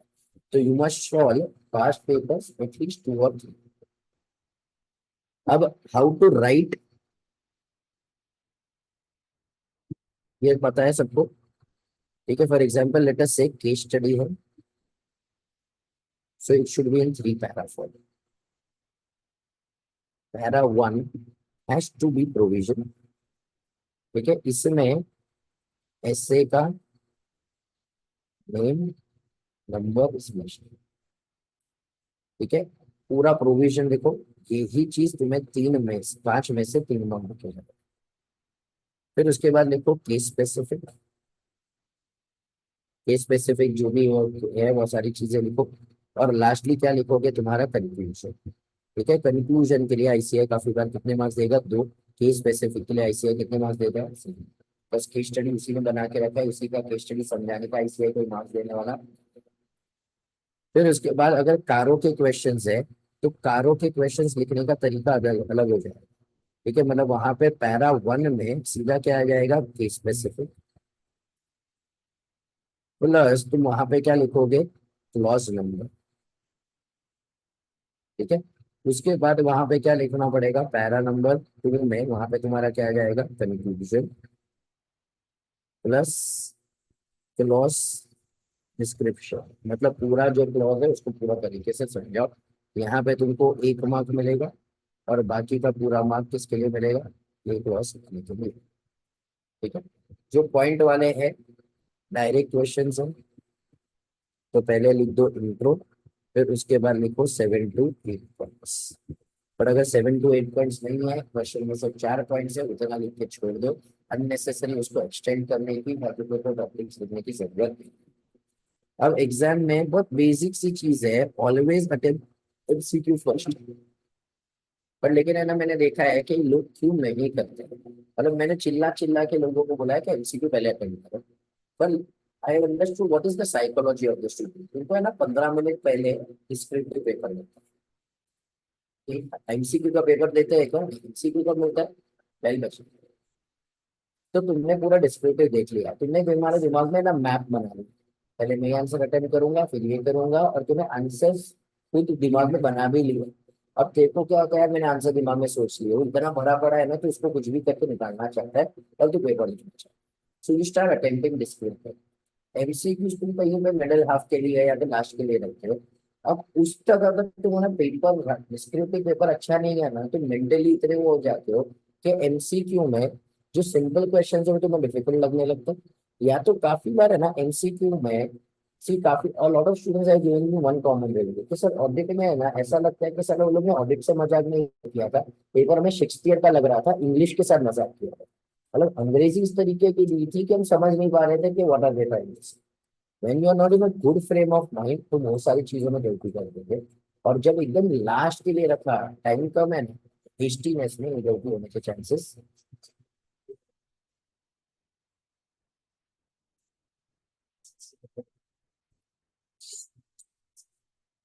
एक फाइनल में तो बहुत कम चांसेस है।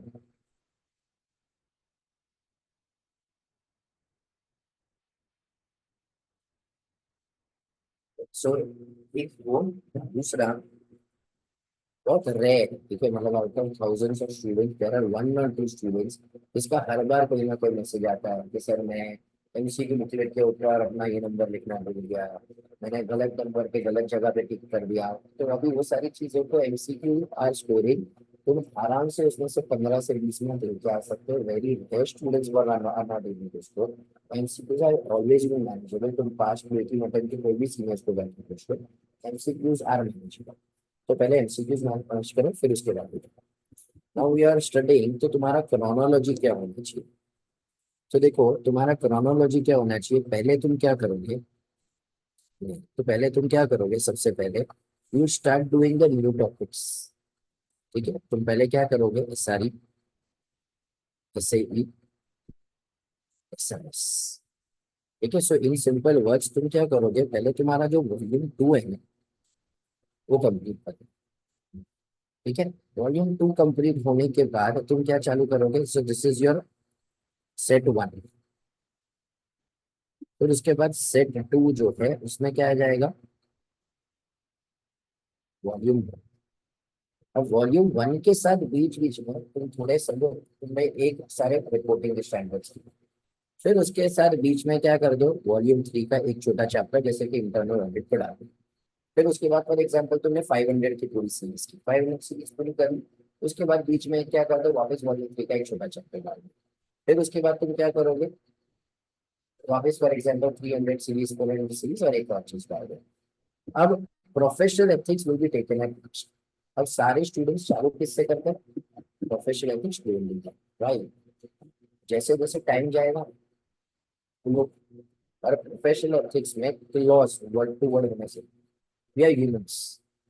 देखो अब प्रोफेशनल एथिक्स तुम लोग थोड़ा भूल भी गए रहोगे, लेक्चर को थोड़ा देखना चालू करोगे और अपने नोट्स भी इतनी फास्ट में सेल्फ एक्सप्लेनेटरी बनाएंगे, तो एक बार तुम देखना चालू करोगे ना, तुम्हें सब क्लास की चीजें याद आना शुरू हो जाए। It will not create a hurdle for you. तो तुम उसको लास्ट में रखो, जो हो जाएगा, और जितना लास्ट में रखोगे उतना ज्यादा रिविजन पे कम टाइम वेस्ट होगा। वरना उसमें भी कंटेंट इतना ज्यादा है ना कि रिविजन पे बहुत ज्यादा टाइम वेस्ट होगा, तो do it at the last. Now reason to do volume number 2 first is one, it is time consuming, it is new in the syllabus, we don't know the weight, but time ज्यादा जाएगा।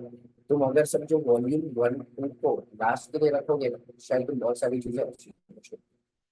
ठीक है, तो volume 2 को पहले करो और उसके बाद क्या करो, वॉल्यूम 1 एंड वॉल्यूम। ठीक है, अब वेटेज और सारी चीजें तो देखो अब तक आईसीआई का इतना तो क्लैरिटी नहीं आया है, बट 1 और 2 ऑफ द कोर्स उसके बाद we will have a better clarity कि क्या।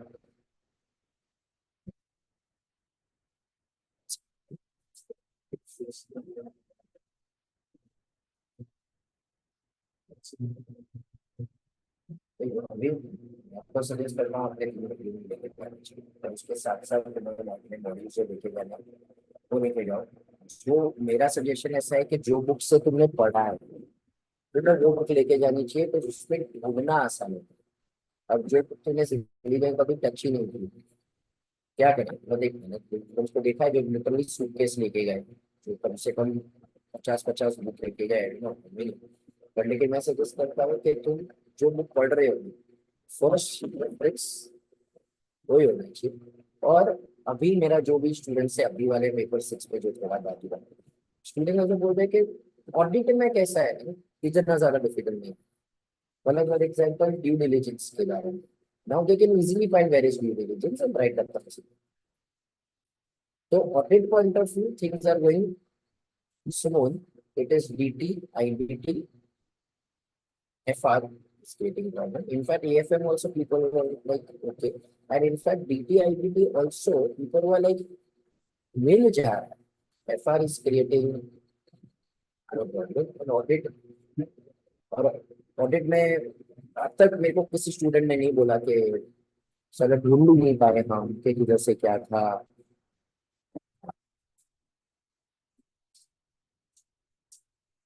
हाँ, चलो।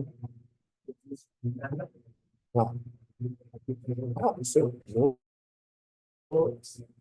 वो कर सकता है सर। बट जो नोट्स पे जो भी रेफर कर रहा है उसी में कर ले, वैसा मतलब पता चला तू ये रेफर कर रहा है, तू मॉड्यूल यूनिवर्सिटी के नोट्स लगा रहा है, ठीक है, और थोड़ी कोई ऐसी चीज है तो तू उसको तो सिर्फ वहां पे क्या कर लो, for example there is something that you think मैं यहाँ से नहीं, मेरे को मॉड्यूल से करनी पड़ेगी, तो तू हमने, ठीक है। Now last point,